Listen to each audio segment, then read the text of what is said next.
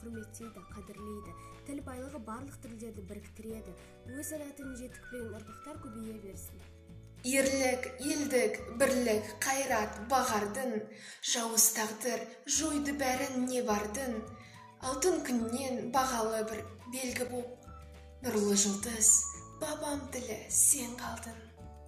Мы, Карагандинский высший колледж «Болашак», хотим поздравить всех казахстанцев с этим значимым для нас праздником и хотим пожелать, чтобы не только в нашей стране, но и во всем мире уважали любого человека вне зависимости от его языка, национальности и вероисповедания.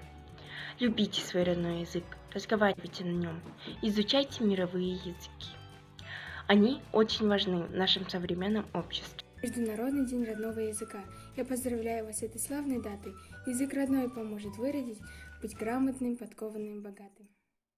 We, Karaganda Higher College Bolashak, congratulate all Kazakhstanis on this significant holiday and wish that not only in our country, but throughout the world, any person, regardless of their language, nationality and religion, is respected and appreciated.